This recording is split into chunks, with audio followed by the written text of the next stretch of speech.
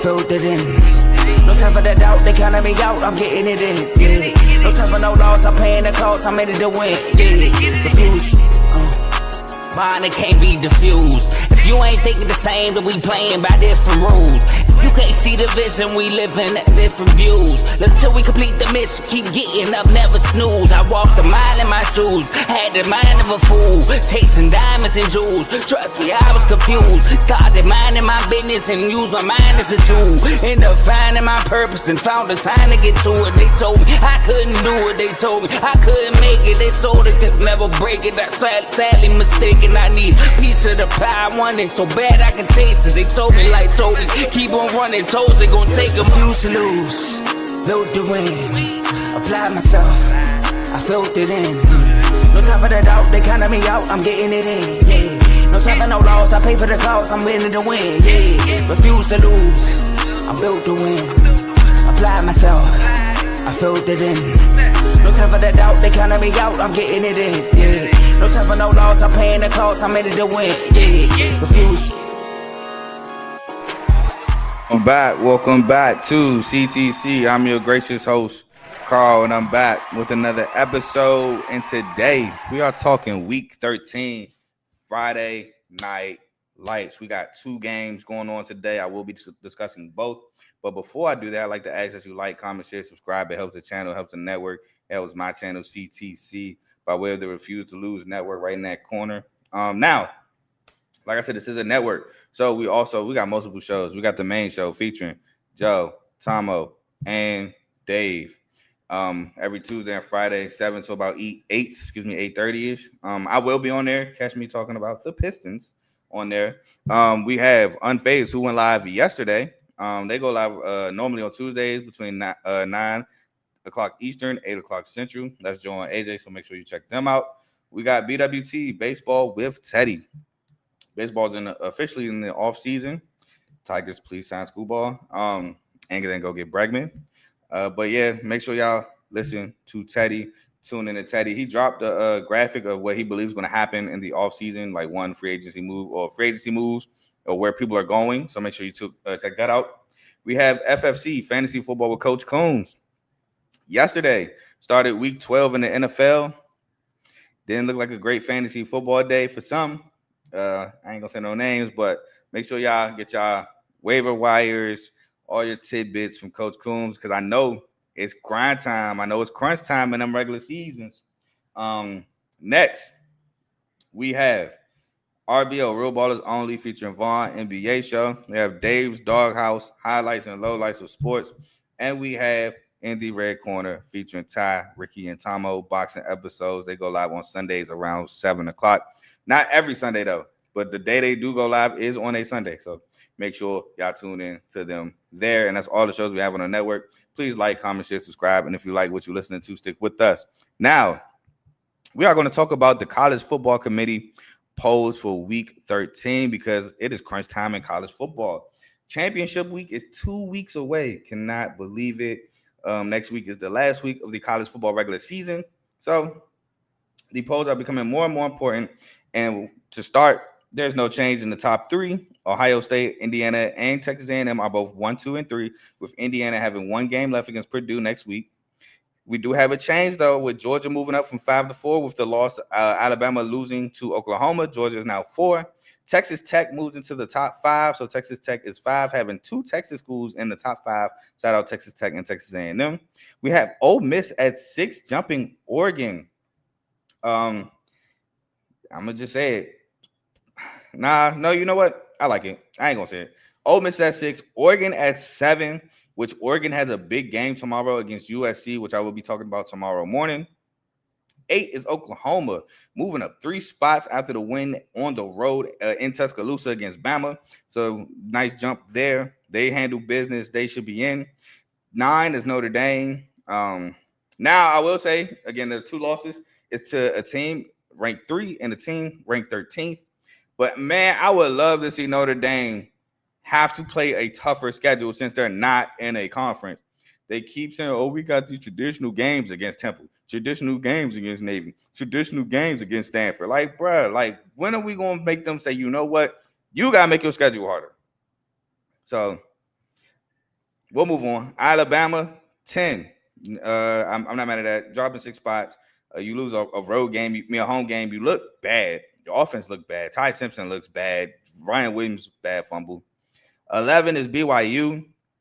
Obviously, can't put Utah in front of BYU with BYU winning the head-to-head. BYU is the second best team in the Big 12. I don't mind it. They move up one spot. Utah moves up one spot at 12. Miami moves up 2 spots. Jumping Vanderbilt at 13. Vandy stays put at 14, which is cool for now. USC at 15. So let's see if USC beats Oregon. Do they make a gigantic leap? 16, Georgia Tech. I thought Georgia Tech would drop back some. Yes, they still have 1 loss, but a 2-point win against Boston College in which you had a major lead, blew it, and then came back and won. Thought that might hurt them in the eyes of the committee. 17, Texas after basically a blowout loss to Georgia. I'm not mad at that. 18, Michigan, they stay put after escaping Wrigley Field against Northwestern. 19th is Virginia. I am kind of surprised about that. I mean, they get their quarterback back and they blow out Duke. So that was kind of surprising. Tennessee at 20. Again, I feel like Tennessee should not be ranked. They have no good wins. The Tennessee Vanderbilt game will mean so much, in my opinion. 21 is Illinois, who was unranked. I'm not too mad at that. 7-3. I wouldn't have them 21. I would probably have Houston at 21. Then Mizzou's at 22, which I'm not mad at. They've been losing games due to not having Bo Prabula, Matt Zola's in the game, playing some tough games, play Texas A&M, just in some tough environments, tough games. Houston's 23, Tulane at 24, which I love, and Arizona State at 25, despite losing Sam Levitt for the rest of the year. Now, a team I would have loved to stay ranked. I know they just lost, but Iowa, they just lost to USC. I would have loved to see them stay maybe around that 24, 25, drop them back a little bit. And that's it for real. Louisville, you got to drop out. Louisville, you blew it. It's over for you. Pitt at 22, never believed in them. Thought it was fraudulent. Didn't have a good win, in my opinion, in them 5 games. South Florida, you blew it. I'm sorry. And Cincinnati at 25, it's hard to justify keeping them at 25 after you lose a game. So that's that. That's my thoughts on the polls. Let me know your thoughts in the comment section, but we're going to move on to our first Friday night game, which we got Florida State, surprisingly, in my opinion, 6.5-point road favorites at NC State on a Friday night, 8 o'clock on ESPN in Raleigh. I was surprised by that line. I thought there'd be some injuries involved with that line, but when I looked, CJ Bailey's a go. I didn't see anything about Justin Jolie, so it looks like he's back. And Hollywood Smothers is supposed to be back. So I was very confused about the line. But we'll start with Florida State. They got to contain CJ Bailey's legs. Don't let him get outside the pocket and, create. If the play is dead, you got to converge, get the sack, make the play. Don't allow him to extend plays. They got to run Thomas Castellanos. He is the big play guy for Florida State. Next, we have established the run. You got to establish the run against NC State. And I mean, this defense isn't the greatest for NC State. Get Deuce Robinson the ball, your best receiver, and 7s, not 3s. You need touchdowns against this, I would say, subpar defense of NC State, not field goals, because that's what hurt Georgia Tech in the upset in Raleigh. They were settling for field goals. They were getting scoring range, but couldn't punch it in. And then NC State would come right back with that explosive offense and score touchdowns. So for Florida State, you need touchdowns and not field goals. Now, if you're NC State, welcome back Justin Jolie, who is one of the country's top tight ends in the country. You got guys like him and Michael Trigg on top of the list of best tight ends in the country. Established Hollywood Smothers, who is also being welcomed back. You want to establish him, run CJ Bailey, let him extend plays, get some quarterback design runs. You want to contain Thomas Castellanos. And for this defense, you have to get off the field on third downs. But my winner, I'm going with the upset in Raleigh. I'm going NC State. I'm saying forget the points. I'm taking NC State straight up. Why? Because, first of all, I think environment matters a lot in college football. And we've seen it when Florida State played. When Florida State played Virginia. The environment got a little rowdy. Florida State started off rocky, was turning the ball over. I ain't saying NC State causes a bunch of turnovers, but I think the environment gets that offense going. immediately. They just get going. CJ Bailey's feeling the electricity of the crowd. He's making plays with his legs, with his arms. Justin Jolie's back. He's making big plays. And I think the defense feeds off the offense. Now, I do think it's close. I do think it's with how subpar NC State defense is. They do allow Florida State to be in the ball game. But I just think NC State's offense is just going to be a little too much for Florida State with the ability they got. We've seen Chandler Morris had a day against the Florida State defense, and I expect CJ Bailey to have a day as well. Give me NC State over Florida State tonight. And we move on to a game with huge Mountain West implications. We got Hawaii at UNLV -2.5 tonight, 10:30 on Friday, Fox Sports 1. So it's going to be a late one, fellas. It's going to be a late one. So Hawaii, they must protect Micah Alejado. Micah Alejado is the freshman sensation who he's been running this offense like a point guard. He's been slinging the ball around. He's been making fantastic throws. He's taking the nation by storm. If you haven't watched this kid, he's an excitement to watch. Get Porfili Ashlock and Jackson Harris the ball, two his main receivers. Jackson Harris is leading receiver. They've been doing really well for the Hawaii Rainbow Warriors. You got to force some turnovers, man, especially with Calandria in these late game situations. He been known throughout his college career to give you fourth quarter picks. So if you're Hawaii, got to make that happen.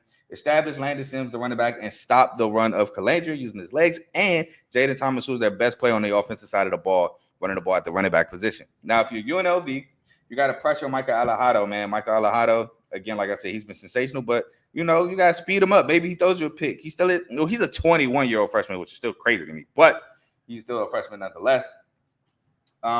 Get off the field on third downs because I think that is an issue for this UNLV defense, for sure. Calandria, protect the football. So, I mean, I know it's tough. You got to keep the football out of harm's way. Establish Jaden Thomas and get the ball to Jaden Bradley. Now, my winner, going with UNLV. I know what I said. I said I'm not betting against Hawaii in Hawaii. This game is in Las Vegas. I am taking UNLV with that home crowd and that electric offense against the Rainbow Warriors, who has an electric offense themselves. Don't get me wrong, but it just seems like they just different when they're on that island, when they playing in Hawaii. It's just a little different as opposed to when Hawaii's on the road, which they've been playing well, period. But I think the UNLV offense, their ability to run the ball, Calandria's ability to use his legs and throw the ball, Jaden Bradley's ability to get open, Jaden Thomas being one of the best backs in the Mountain West. I just think it's a lot for Hawaii to stop. I see it being a shootout, however. I do see it being a shootout. And I just see UNLV coming on top of the shootout and staying alive in the Mountain West Conference Championship to be able to play in the Mountain West Conference Championship game. So I'm going with UNLV. Those are the two games I got for y'all today. Shout out my brother. He's at CTC week 13. He meant Friday Night Lights. Let's go, as you can see here. But, yeah, that's all I got for y'all today. We will be back tomorrow to discuss week 13 Saturday. So be tuned in for that. The R2L Show should be live in the next 20 minutes. I don't know exactly what everything's about, so make sure y'all tune in. You know, great sports show here. Just tune into the network. As you can see, my pick 'em throughout the years, 122 and 64. For week 13, man, Tuesday had a great match night, 3-0, including the home dog of Akron beating Bowling. No, they were road dogs. Akron beating Bowling Green. Bowling Green throwing that late game pick. But then Wednesday we got hurt. Buffalo loses at home as home dogs. I mean, honestly, Miami changing the quarterbacks. It was not on my, bingo card. And luckily for them, the young guy came in and provided a spark because Henry Hessen was not looking good. And then Central Michigan gets another W Wednesday. I should have went with Central. Kent State, man, Drew DeShields just looked very inaccurate Wednesday, missing wide open guys, missing big plays. While Central Michigan was just bullying Kent State up front, running the ball, converting on fourth downs at will. Just bully ball Kent State to a W. So that's why we're sitting at 3-2 during action this week. But hopefully we get 2 Ws tonight. We sit at 5-2 and we push forward in the year. But with all that being said, please like, comment, share, subscribe. I am gone. Peace.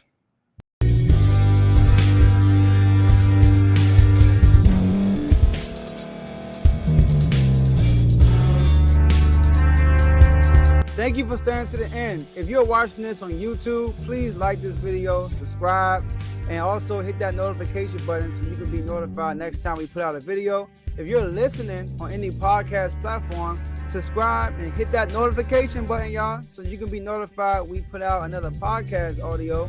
And last but not least, hit that share button. No matter what you're listening to or watching it, hit that share button and send it to somebody that you know that would love to watch this episode you just listened to. So once again, thank you for staying to the end, and we'll see y'all in the next episode.